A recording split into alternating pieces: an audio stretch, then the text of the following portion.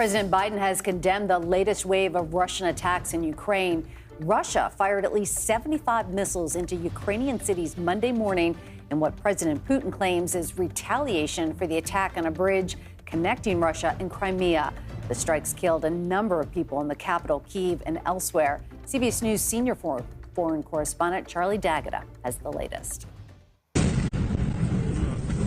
Thunderous explosions shook the heart of the Ukrainian capital this morning, right in the middle of rush hour, leaving streets near the central Maidan Square in flames. This was purely punitive, meant to strike terror in densely populated urban neighborhoods close to government buildings, even hitting a children's playground. A terrified young woman posting on social media after the first strike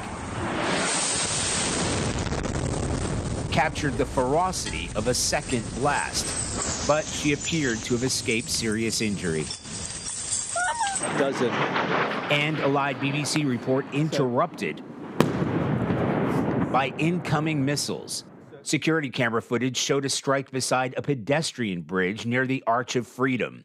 The gloves came off in a coordinated assault across at least 10 cities, like Dnipro, far to the west in Lviv, and again overnight in Zaporizhia, the frequent target of Russian bombardment that has left more than 60 civilians dead in the past 10 days alone. Apparent payback for this. The explosion on the Crimean bridge over the weekend that left oil tankers on the railway line in flames and dropped a section of the parallel road into the sea. Russian intelligence services blamed the blast on a truck bomb, saying it's the work of Ukrainian special agents.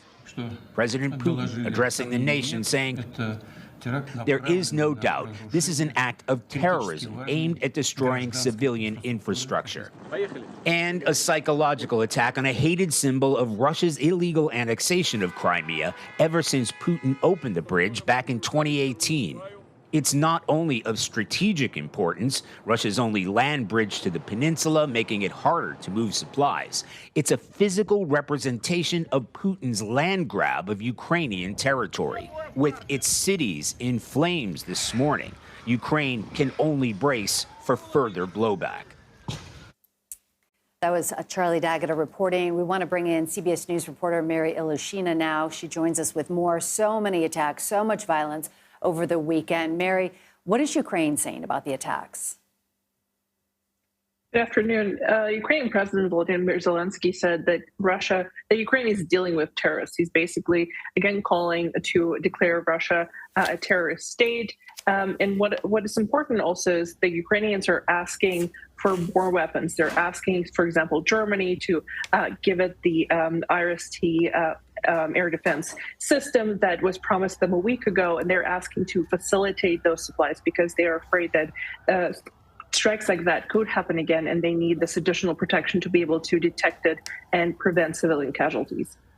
Mary, Putin called the bridge bombing in Crimea a, quote, terrorist attack. Can you tell us what the significance of the Kerch Bridge is for Putin? And do you think there will be more retaliatory attacks like this one?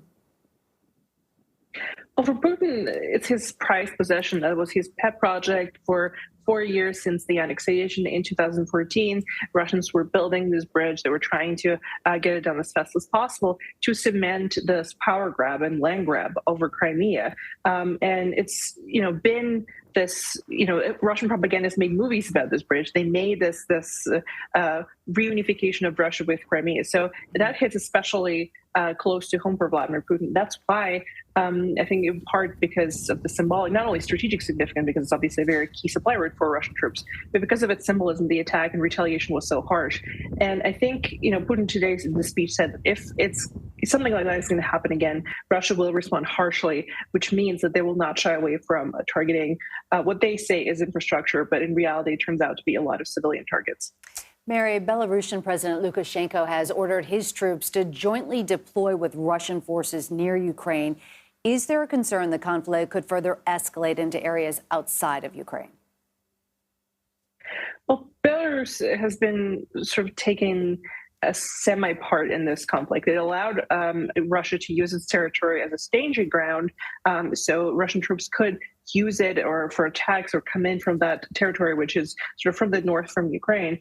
And the concern is that Lukashenko might succumb to Putin's influence and allow him to use Belarusian troops. That so far is not clear whether Belarusian troops are going to go in Ukraine, or this is just another reinforcement of the borders, because Lukashenko says Ukraine threatens Belarus, although there is no real evidence of that.